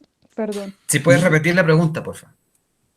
Ah, claro, que si hay símbolos en nuestras relaciones sociales, desde como lo entiende Weber, relaciones eh, recíprocas referidas a un otro, en nuestra cotidianidad en la que se rompa con la singularidad cualitativa de las personas o pues de las cosas. Vamos a dar una última palabra. María Camila Díaz, no sé si está por ahí que había. Sí, profe, buenos Sí. días a todos y a Hola, todas. hola María Camila. Bueno, mi pregunta sería como, ¿qué tanto ha apropiado el capitalismo como los imaginarios sociales y lo simbólico, digamos, en pro de realizar una reproductibilidad que coaccione la individualidad y quizá empiece como a disminuir lo que irrumpe en esas dinámicas ya normativizadas? Si quieres responder estas preguntas y después seguimos con otra ronda. Sí, sí. Bueno, a ver, vamos a ver. Sí, se me escucha, ¿verdad? Sí, sí, sí, A sí, ver, la, perfectamente. la primera pregunta es la más, digamos, la más precisa de todas, pero también la más difícil de responder. ¿Por qué? Porque sobre esto, digamos, en la última década ha habido una literatura inmensa, sobre este asunto. Se ha intentado delimitar lo que es imaginario social de representación social, si pueden ser comunicables o si son, digamos, universos epistemológicos diferenciados, ¿no? Pues ahí tenemos diferentes trabajos, ¿no? Yo recurriría por el interés. Yo tengo un trabajo sobre esta cuestión en la revista Empiria, revista de Metodología de las Ciencias Sociales, en el año 2010. Y me interesan mucho los trabajos que está aportando la profesora Lidia Girola también sobre esta cuestión digamos, en los últimos 2 años. Yo voy a dar mi punto de vista sobre este asunto, mi perspectiva. Vamos a ver. Yo creo que el imaginario social se diferencia de la representación social, porque el imaginario social tiene que ver más con una dimensión, primero, más global, menos concreta que la representación social. Digamos, una visión más omniabarcante. Si queremos, casi, o sin casi, en el límite en donde lo sitúa Maffesoli, como el mito fundante de una sociedad, ¿no? Es decir, como aquel sostén, pilar básico que solamente se manifiesta a través de lo simbólico en una sociedad. La representación social, a mi modo de ver, tiene que ver con una condición más específica, entonces es más diversa, ¿no? Tendría que ver con representaciones sociales más concretas sobre, yo qué sé, sobre el género, sobre un aspecto u otro de, qué sé yo, sobre el turismo, ¿no? Sobre fenómenos urbanísticos. Dicho esto, después de haber hecho esta diferenciación, siempre desde mi particular punto de vista, yo entiendo que hay una relación entre ambas, en el sentido de que la representación social, si uno profundiza, siempre va a remitir a un imaginario social. Pero eso dependerá, es decir, hay un continuum entre representación e imaginario social. Si uno quiere llegar a bucear, digamos, en las entrañas antropológico-culturales de una sociedad, ahí tendría que ir, digamos Castoriadis, Mafesolí, etcétera, ¿no?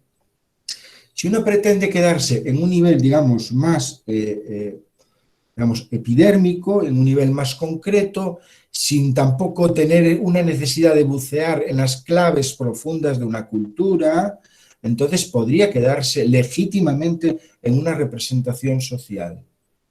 Pero hay un continuo, a mi modo de ver, entre el imaginario social y la representación social, que es la representación implica más a lo concreto, ¿no? A lo plural, ¿no? Y todo eso podría reconducir, digamos, a un plano más fundante, más antropológico, ¿no? Y ahí ya nos derivaría al imaginario social. Entonces, digamos que el imaginario, digamos que bucearía, digamos, más a fondo en las claves antropológicas que están moviendo una sociedad, ¿no? Depende también del objeto de estudio que uno tenga entre manos, a mi juicio, y depende hasta donde quiera uno o una llegar también, ¿no? Porque habrá objetos que su propio examen requiera necesariamente bucear en los códigos de fondo de una cultura. Y habrá objetos en que probablemente no. Pero yo creo que hay un vínculo entre los dos y que tampoco debiéramos de enredarnos en debates, digamos, terminológicos, ¿no? Porque el propio Castoriadis, consciente, fíjense, de que podría haber un salto en el vacío entre lo que es la dimensión global del imaginario, fundamento de una cultura mito, y las prácticas cotidianas, ese salto tenía que tener una mediación de alguna manera, propuso, en especial, en sus últimos escritos, utilizó el término imaginarios segundos, ¿no? Entonces, él habla, por ejemplo, la familia capitalista podría ser examinado como un imaginario segundo, ¿no? La ciudad como un imaginario segundo. ¿Pero por qué? Porque tienen una dependencia, según él, de un imaginario que él llama primero fundante, ¿no? Que es la noción de imaginario en la cual, bueno, pues yo aquí me apoyé en principio para hacer esa diferenciación con respecto a la representación social. Bueno, vamos con la segunda pregunta, espero haberla entendido bien. Digamos, ¿cómo respondería, no yo, cómo respondería en este caso Mafesolí a eso? Bueno, pues vamos a ver, él diría, entiendo yo, no, que de alguna manera el símbolo es también una manera de mantener vivas las relaciones sociales. Entonces, unas culturas en donde lo simbólico haya sido erradicado, pues es unas culturas que trabajan más, arraigado más precisamente por ese proceso de hiperracionalización, ¿no? de la experiencia social, ¿no? Son culturas menos vivas. O sea, ahí hay una relación directa entre mayor viveza en la experiencia social y mayor carga de símbolos en esa sociedad. Una sociedad que acabe con sus símbolos está acabando con su vida, por decirlo así de una manera sintética, ¿no? Entonces, los símbolos son, fíjense, por ejemplo, ¿no? Cuando llegaron los norteamericanos, no sé si lo recuerdan, a Kuwait, ¿no? Lo primero que hicieron fue cargarse aquella imagen en la plaza, ¿no? de Saddam Hussein, ¿no? Cuando antes, ¿no? Cuando cayó el muro de Berlín, ¿no? Derriban la estatua de Lenin. O sea, es decir, ¿por qué? Porque se daban cuenta de la radicalidad que tiene el símbolo para una sociedad. Estaban atacando aquello más neurálgico por aquello más vivo de una sociedad. No querían, digamos, violentar los cimientos de la sociedad. Y eso solamente se podía hacer, ¿cómo? derrumbando sus imágenes simbólicas, ¿no? Porque el símbolo es una manera de autorreconocimiento colectivo, ¿no? Todos lo sabemos. Una bandera no es simplemente un trozo de tela con unos colores. Es algo que trasciende mucho más allá de eso, ¿no? Entonces, está en juego lo que es la propia vida de una sociedad, que solamente se expresa, entonces, a través de lo simbólico. Yo creo que Maffesoli iría en esa dirección, ¿no? Es decir, digamos, la descomposición de lo simbólico, ¿no? Trabaja a fin de una sociedad menos vital, menos viva, menos sociedad, ¿no? Y luego la segunda pregunta, también espero haberla entendido bien. Bueno, a ver, claro que el capitalismo se ha adueñado de los imaginarios. Es que a día de hoy no podemos entender, no estoy diciendo nada nuevo que nadie sepa, no creo que sea nada original en decirlo, ¿no?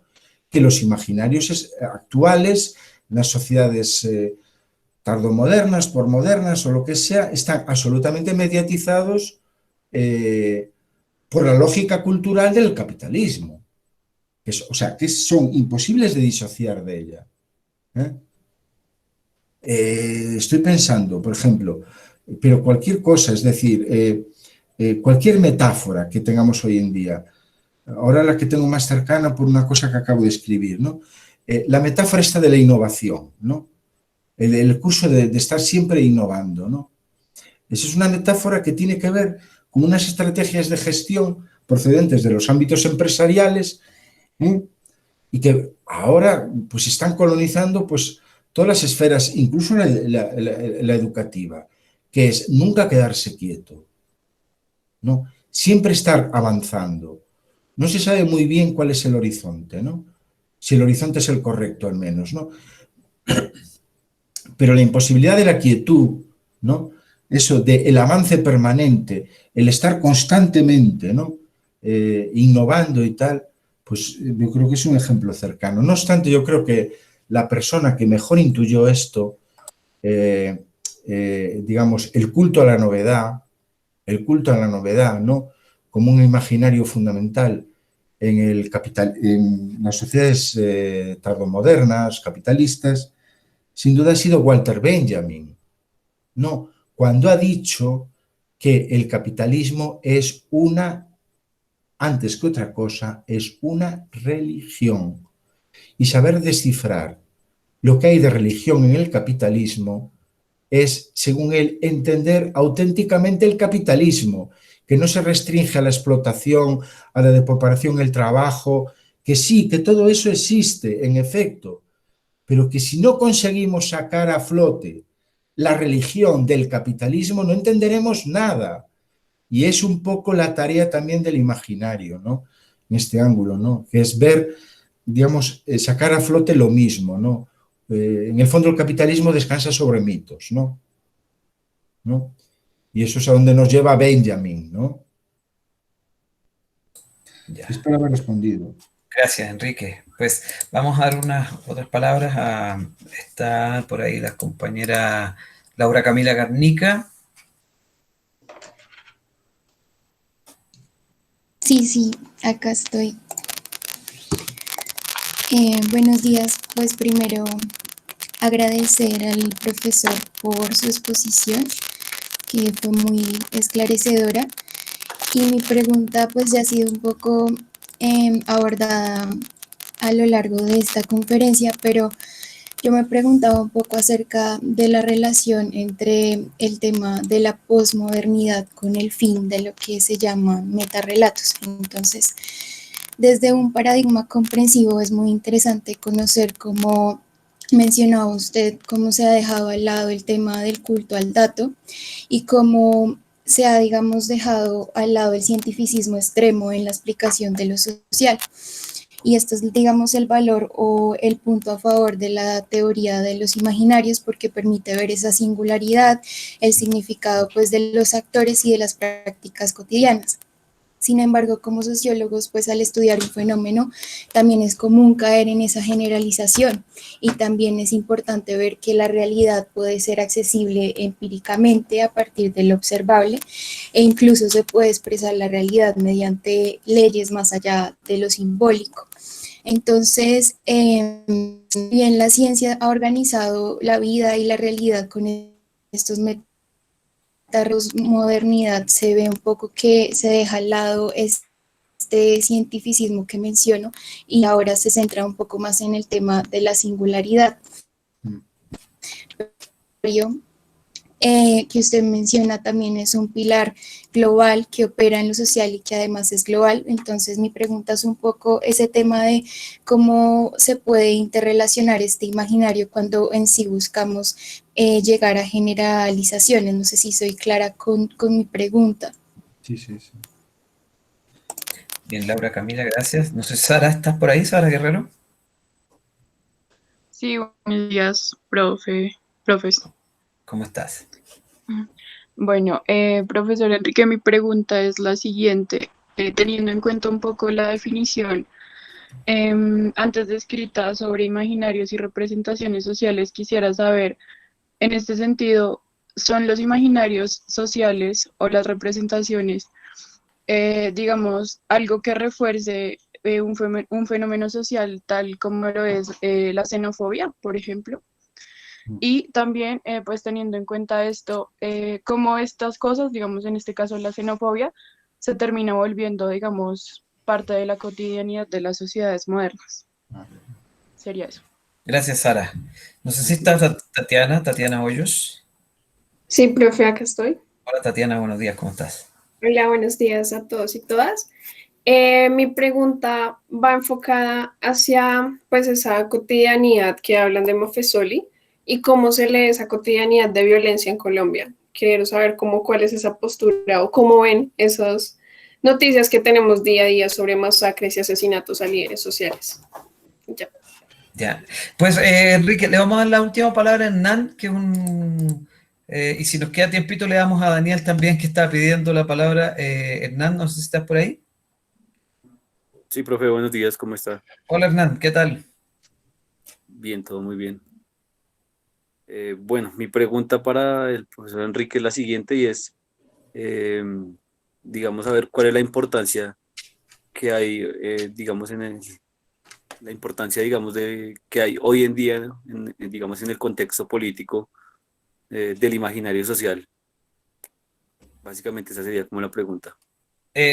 Pues juntemos la pregunta de Daniel también como para cerrar la ronda. Daniel, no sé si la tienes por ahí ya. Daniel, ¿estás ahí? Hola, sí, buenos días. Hola, Daniel. Eh, bueno, primero que todo, muchas gracias, Enrique, por esa maravillosa exposición y resaltar que tiene una manera de expresarse genial. Bueno, eso por un lado. Mi pregunta es, está enfocado como al descripcionismo que de pronto radica en el imaginario social y la investigación del imaginario social. Qué pena. Y bueno, entonces, bueno, repito, me perdí. Eh, la investigación del imaginario social no se cae en un descripcionismo en el sentido, pues, lato de la palabra, y me explico más que todo como en esta renuencia que se tiene de como el culto al dato, como de despreciar este culto al dato, o despreciarlo no, sino como anclarse, digamos, en un escenario mucho más comprensivo y que de pronto recae en el culto al dato, presuponiendo o partiendo como del hecho de que detrás del imaginario social hay una realidad preexistente que el investigador trata de dilucidar a través de la investigación. No sé si me expresé bien. Bien. Y gracias, Daniel. Y lo último, pues, Enrique, Gracias. qué pena. Igual nos quedan 15 minutos. Te dejamos ahí lo que alcances, pues hasta las 10 tenemos tiempo, Bueno, pero dice. Es que eh, queda uno. Sí. Hay solo pero, un comentario. Hay un comentario en el chat. No sé si te lo alcanzo a leer o no. a ver, que intento mirarlo yo. Dice que de Gabinete de Estudios de Información y do Imaginario, dice, ¿no? Está en portugués ahí. Eh, Está casi al final.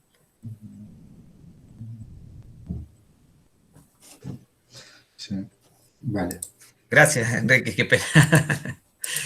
Listo.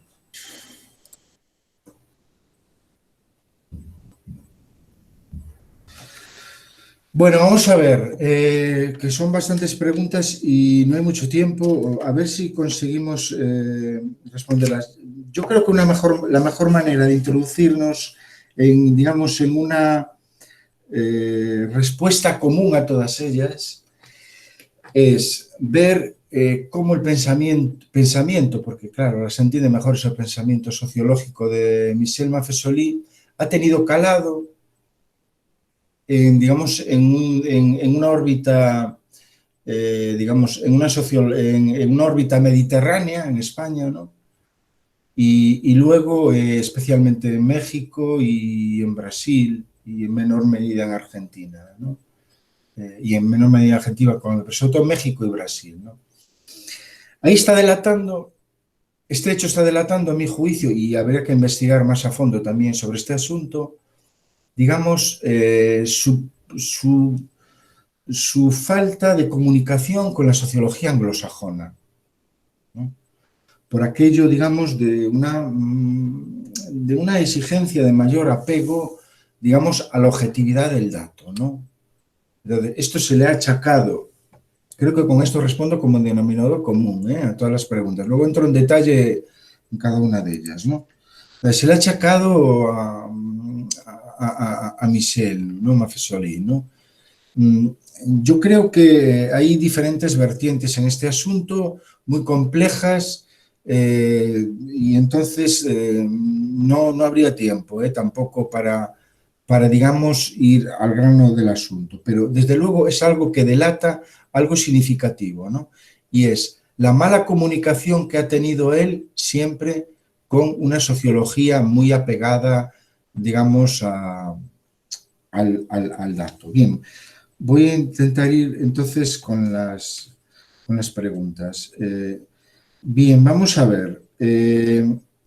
Se hablaba aquí de que la descomposición de los metarrelatos y todo esto, que es el inicio, ¿verdad?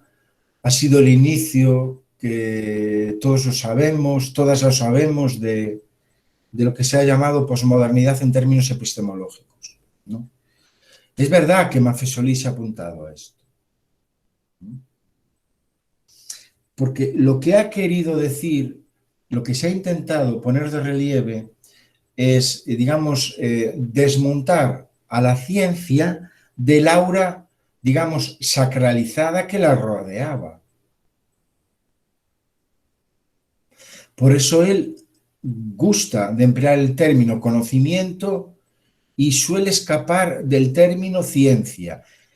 Esto, sin duda, le ha procurado grandes detractores dentro de lo que es el universo sociológico francés, ¿no? Entonces, pero él entiende que esta apuesta posmoderna, al margen de lo que es una visión de la cultura posmoderna, también una posición posmoderna digamos, en términos epistemológicos, es la única manera de entender que la riqueza del hecho social, es decir, no limitarse a un paradigma, digamos, cientifista, la ciencia, ¿no? Como única manera, digamos, aceptar que la ciencia es el dios de la modernidad, ¿eh? Entonces, esto, por otra parte, y ahora sí que ya es una toma de posición mía, ¿no? Tampoco eso significa, o no creo yo que haya que interpretarlo tampoco a que entonces si nos movemos así, nunca llegaríamos a alcanzar, digamos, una aspiración a la universalidad, ¿no? Nunca llegaríamos a lograr esa ambición de la ciencia a la generalidad. No, yo creo que Maffesoli va por otro lado, va por reconocer que cada singularidad debe ser tratada como tal singularidad. En efecto, eso es una ruptura con el metarrelato de la modernidad, de la ciencia, ¿no? Que aspira siempre a una ambición tal. es una apuesta a la posmoderna, pero él entiende que es la única manera de hacer justicia al objeto, que cada objeto requiere una propia singularidad. Y entonces, singularidad en la manera de aproximarse a él, que es, como he insistido, dejar hablar al objeto, no venir con una armazón teórica y además en pro de una búsqueda de universalidad y de generalidad e implantarla sobre el objeto, porque entonces estarías mutilando el objeto y sobre todo estarías mutilando, o sea, esa condición singular, expresiva, ¿no? del objeto, ¿no? Vale, entonces, bueno, esto tiene que ver, entonces, claro, con la toma de posición de la sociología fenomenológica. Esto no es nuevo, esto ya lo planteó Alfred Schut y decir, el significado siempre tiene que ver con unos actores sociales comprometidos en unos marcos de significación, ¿no? Entonces, yo añadiría además, porque esto enlaza muy bien con el tema de los imaginarios, ¿no? Como anillo al dedo, ¿no? En lo siguiente, ¿no? De que es verdad que cada objeto tiene su singularidad y debe ser respetado en su singularidad, ¿no? Pero al mismo tiempo, yo aquí sí que entendería que el objeto está atravesado por unos marcos de significación. Es decir, que hay como un denominador común, ¿no? Que hay, es decir, que ese objeto está enmarcado en un determinado imaginario. Entonces, es verdad, eso de que cada objeto hay que respetarlo en su propia singularidad, ¿de acuerdo?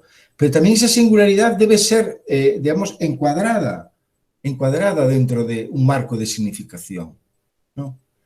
Y ahí encontrará también una analogía, entonces encontraremos una analogía con otros objetos en su propia singularidad, ¿no?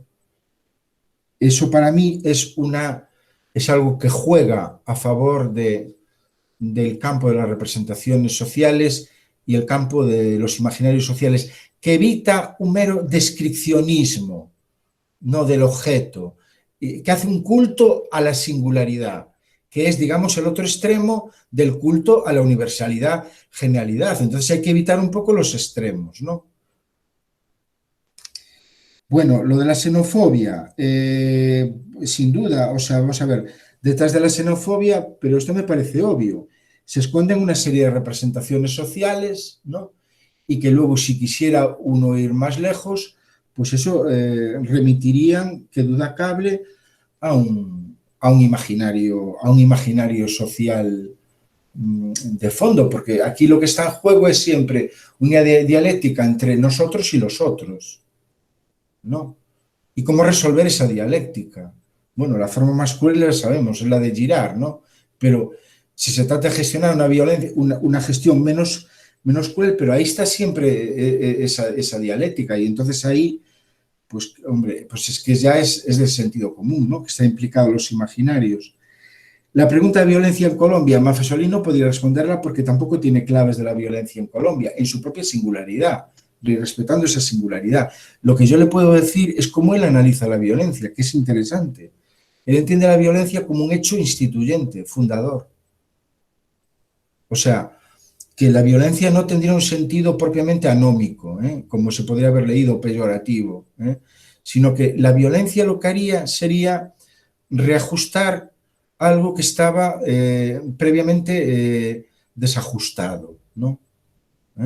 O sea, la violencia entonces movería a la sociedad, ¿no? Una violencia además ritualizada, porque además aquí, o sea, diferencia entre una violencia no ritualizada y una violencia ritualizada. La violencia debe ser ritualizada. Una violencia no ritualizada es lo de las series norteamericanas, estas patologías de gente, de psicopatías, eso es violencia no ritualizada. Entonces, la violencia tiene que ser ritualizada, ¿no? Y la sociedad tiene que disponer de recursos para ritualizar esa violencia en común, ¿no? Eso es como él le respondería. Bien, lo del contexto político, bueno, pues también me parece obvio, es decir, cada imaginario se enmarca en un determinado contexto político. He utilizado la imagen ¿no?, de la caída del muro de Berlín, si sirve, ¿no?, puedo volver a ella. O sea, derrumbar una imagen implica derrumbar un imaginario, ¿no? ¿Para qué? Para, digamos, allanar el terreno, que desaparezca ese imaginario e implantar un imaginario, ¿no? Es decir, vamos a ver, con la estatua de Lenin allí, no es difícil construir un McDonald's, ¿no? Es decir, con la estatua de Lenin ahí sin derrumbar, todavía esa religión capitalista chocaría, habría algo que lo entorpecería, ¿no? Es decir, no frenaría todo eso, ¿no? Entonces, bueno, pues claro, es que es de sentido común, ¿no? Luego, a ver, el descripcionismo, creo que lo he comentado antes, o sea, se trata de escapar de, digamos, de un corsé de leyes universales explicativo-causales, modelo hipotético-deductivo, ¿no?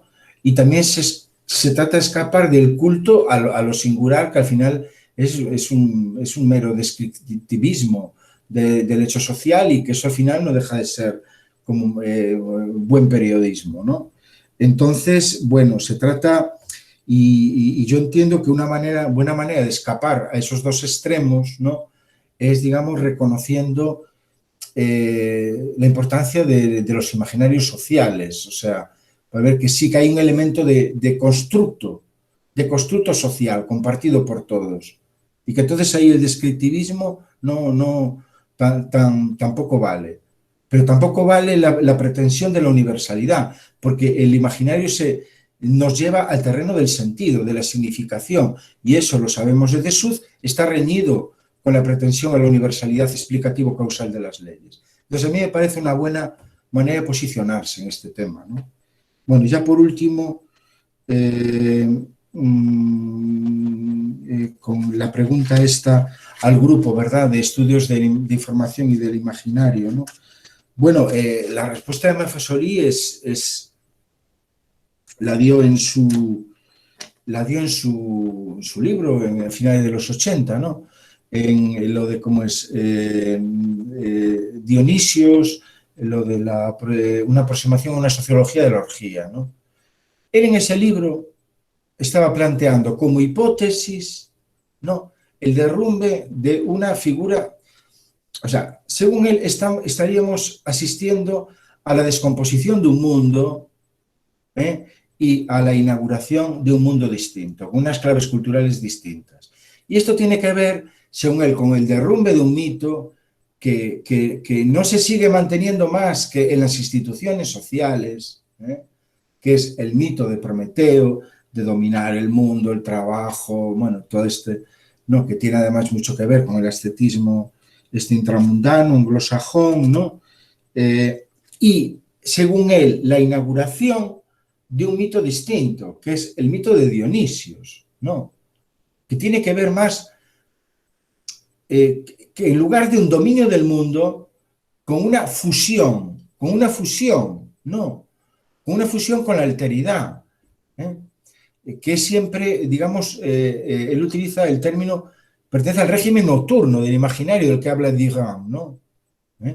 Y que eso para él sería, digamos, la sociedad en ciernes estaría gobernada, digamos, por ese mito, por el mito de Dionisios. Entonces, diría él, a las nuevas generaciones, por mucho que se les aliente al trabajo, al esfuerzo, bueno, a todos estos valores, ¿no?, del primer capitalismo, ¿no?, de Weber y todo esto, pues no, pues es que ya estaría en otro mundo, ¿no? Estaría en un mundo en donde la importancia de lo lúdico, la importancia de lo festivo, la importancia de lo, digamos, de lo erótico en la relación personal, erótico en un sentido, digamos, de afectividad, proximidad, ¿no?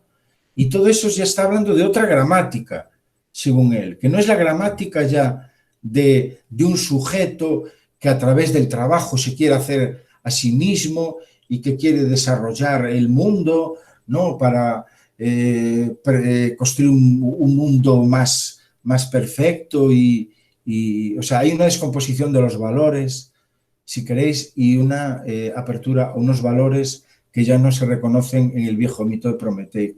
Pues iría un poco por ahí, ¿no? Lo que él diría.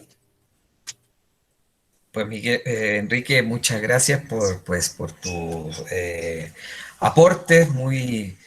Solo un sí y un no, porque dice una profesora si Maffesoli habrá leído a Silo, dice, un autor argentino 1938-2010. No sé si conoces Silo, dice ella.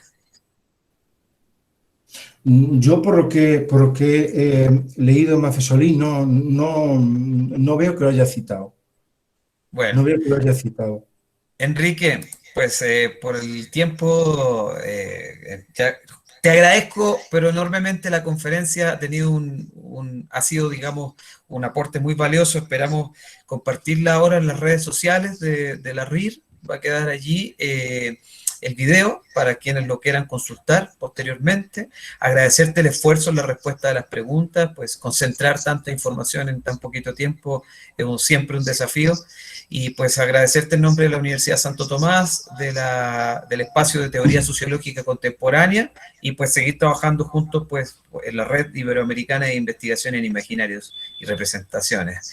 Un cordial saludo para todas las personas que se conectaron, para los colegas de Brasil, para las personas de El Salvador, pues Andrea Datri, que estuvo desde Argentina, y pues a todos los estudiantes, a Yutzil, que está desde México.